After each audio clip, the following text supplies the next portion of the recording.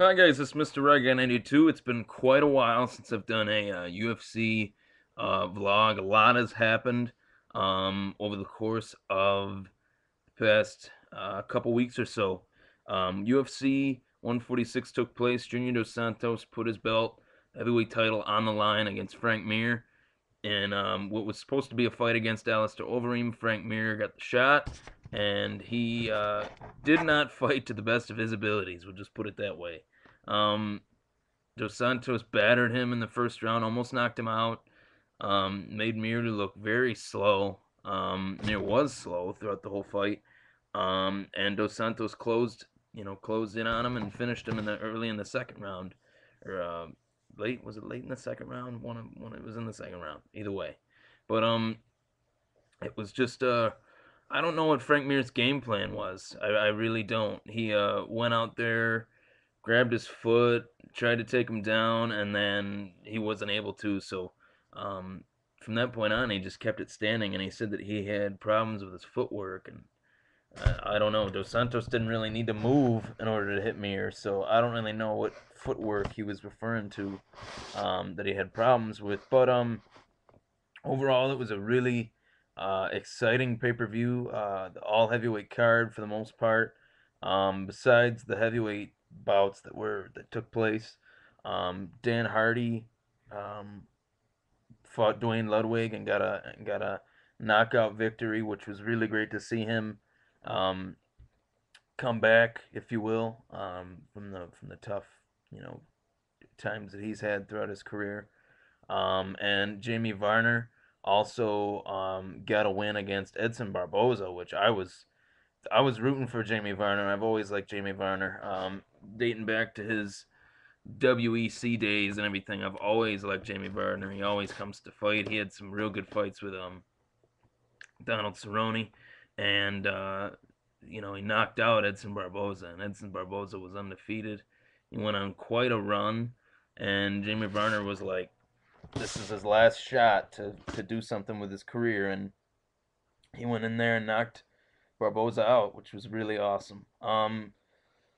Mike Brown got a win over Daniel Pineda, and Mike Brown has been a fighter too that he was once on top, and he's kind of fallen on some hard times, but it's good to see guys like that come back and get some wins like Mike Brown, Jamie Varner, and Dan Hardy. It would have been even more of a veteran, comeback night if Frank Mir beat Junior Dos Santos for the title, but that didn't happen. Um, Roy Nelson knocked out Dave Herman. That was what he was, pretty much supposed to do. It was in very quick fashion, but Dave Herman wasn't, an elite. He's not an elite opponent in the UFC by any means. And Cain Velasquez battered and bloodied Bigfoot Silva.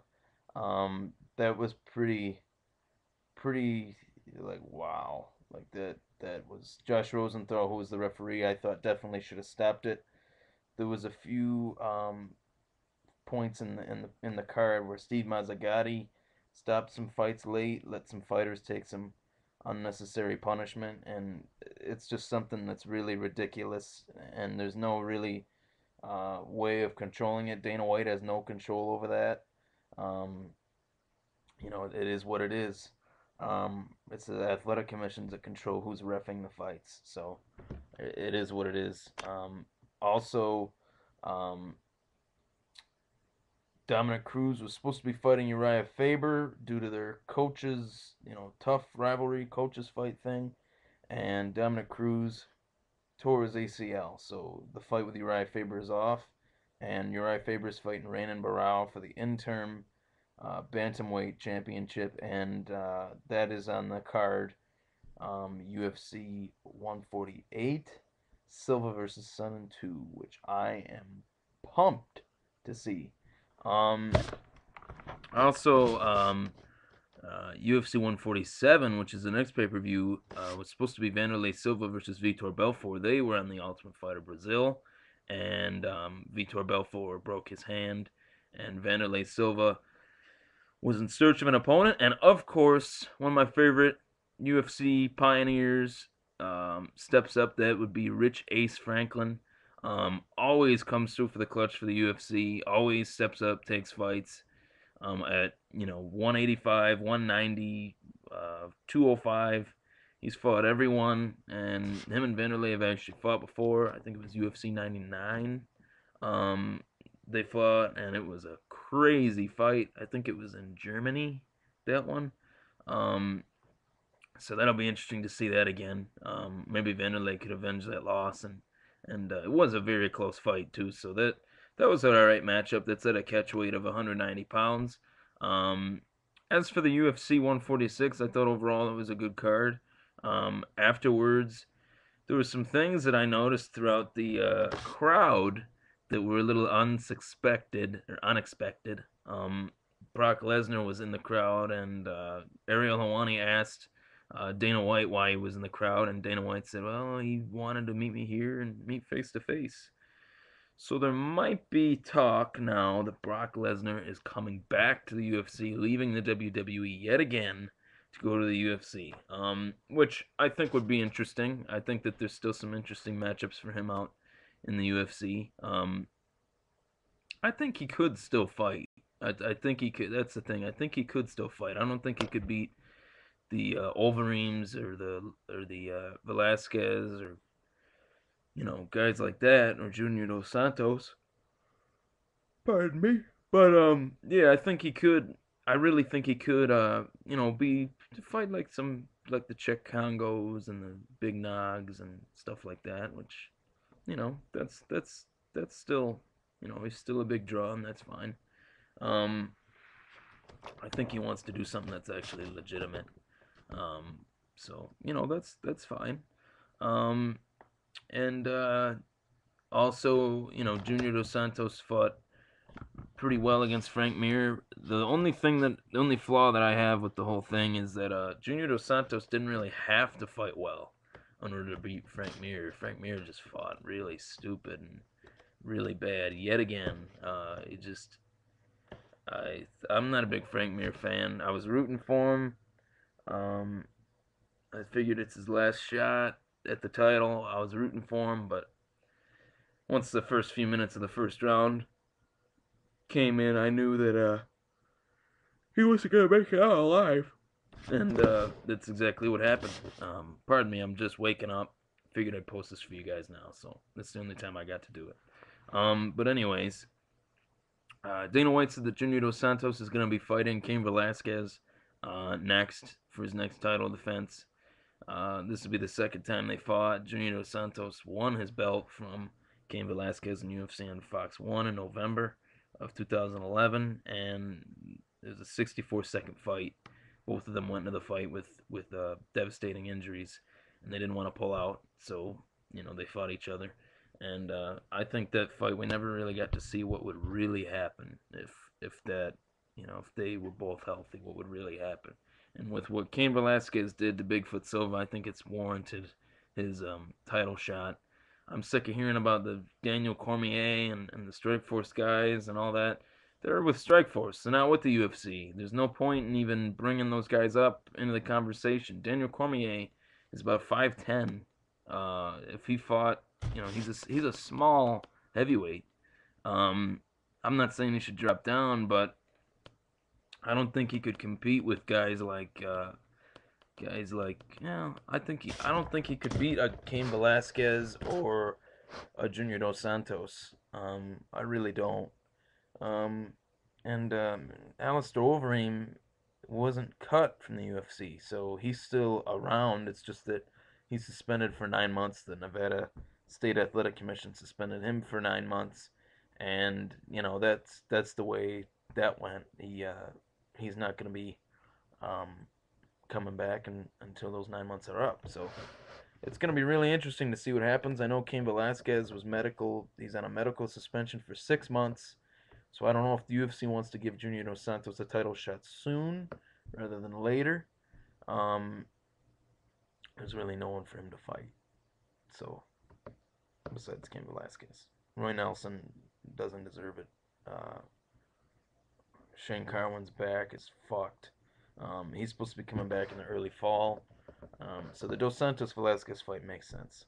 Also, there is who else was on the card? There was Roy Nelson and Dave Herman. Roy Nelson's an interesting character because he's actually a very decent fighter, but he really doesn't take like his body seriously. Um, and his gimmick, I know his gimmick kind of pisses Dana White off. So he's kind of an interesting guy. What do they do with him now that he beats Dave Herman, who wasn't his original opponent? Bigfoot Silva was his original opponent, and Bigfoot Silva lost to Cain Velasquez. So, do they put him up against Bigfoot Silva anyway? Or do they put him up against somebody else? They say how stacked the heavyweight division is. It's really not that stacked. Minus the top three, the Dos Santos, Velasquez, and Overeem. It's really not that stacked. Now that I think of it, it's better than it was. That's for sure. But it's not as stacked as they make it out to be. Within this video too, not only am I doing a UFC 146, but I am doing a UFC 148 prediction at the 11:10 mark in the video. I'm gonna do my my UFC 148 prediction starting now. Main event is the most anticipated rematch in UFC history: Anderson Silva versus Chael Sonnen. I cannot wait for this fucking fight. I am a huge Chael Sonnen fan. I think his stuff is gold. Anything he says is gold. I really love the trash talk that he puts out. Yeah, I really love when guys trash talk and talk shit and stuff. And I'm really not a big Anderson Silva fan. You can't really say the guy's best pound for pound fighter in the world when he only fights once a year, and when he fights, he doesn't even fight. So that's just me. And I'm not the only person that'll say that. And you can disagree with me, but that's my opinion. So that's it.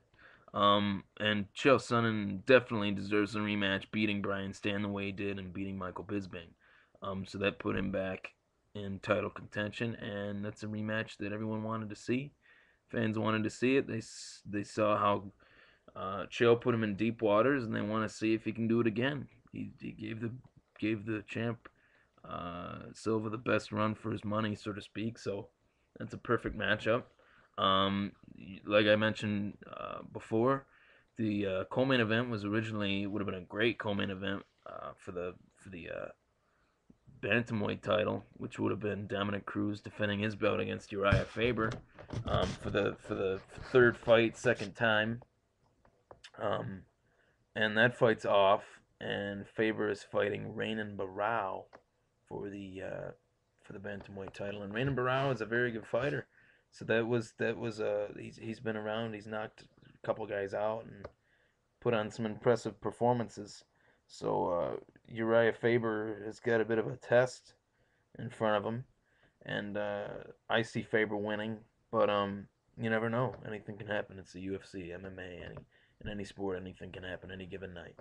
So that's the co-main event, and I believe on that card also is Tito Ortiz versus Forrest Griffin 3, which is a trilogy, the third fight between the two, and Tito won the first one in a split decision, and Forrest won the second one in a split decision. So they got some unfinished beef, so to speak, that they need to have a conversation in the octagon and get that resolved. Tito said that this is the last fight, which thank God that it is. Hang him up. Let's just get this over with. Forrest Griffin probably doesn't have that much left either. Come to think of it, he's had some tough losses, and he's looked pretty bad in some of his last few fights. So he might not be fighting much longer either. So this is kind of like a, hey, let's fight. We got unfinished beef. This is the only matchup that makes sense for either of us because we're both losing. So let's fight. That's pretty much it. And that's a good fight. The first two fights were awesome. Both real close fights, like I mentioned before. And Tito is gonna probably come out guns blazing for his last fight ever. He knows it's his last fight ever. He's firm about that. And Forrest Griffin's gonna come out going hard too because he hasn't won a fight in a while. So in that last fight he lost to Shogun Rua, but which diminishes his first loss. Maybe he'll do a rematch with him, a third fight with him, after he fights Tito. You never know. But I see that fight going in Forrest's favor. I think Tito is way past his prime, um, and I see that fight going in Forrest's favor for sure. Some people made the argument that he even won the first fight, so he won the second fight more of a deciding split decision, I thought, than in the first one. It was a split decision, but I thought he won, so it was kind of fair. It was a fair split decision.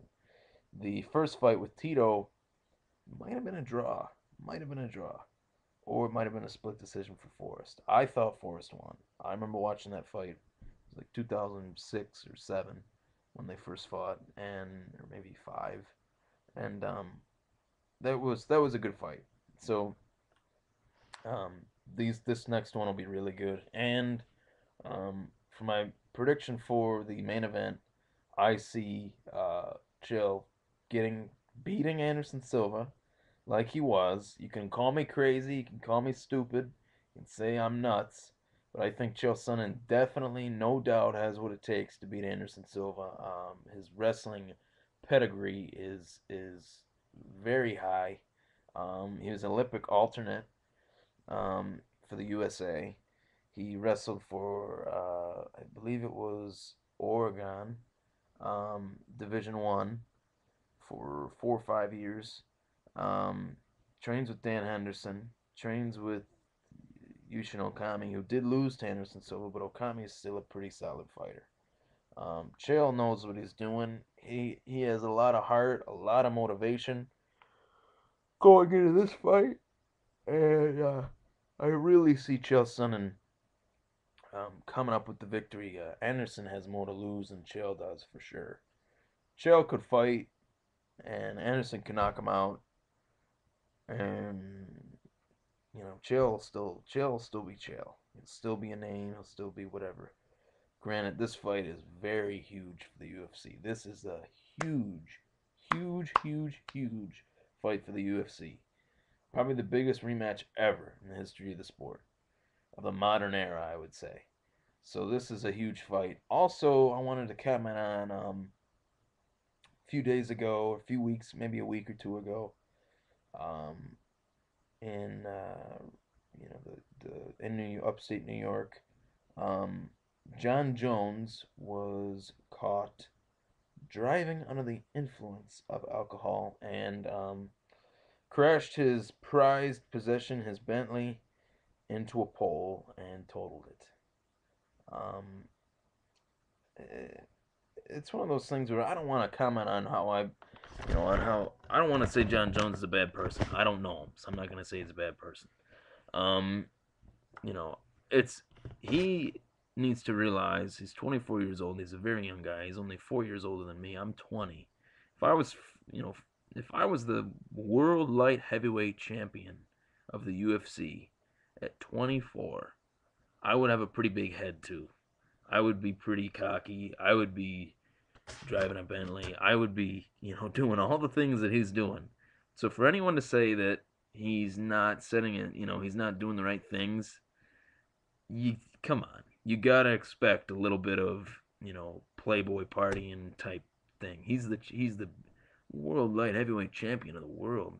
He's defeated legends of the sport within a year. He's won 5 fights, a year and a half or whatever. A crazy, crazy pace this kid has put on.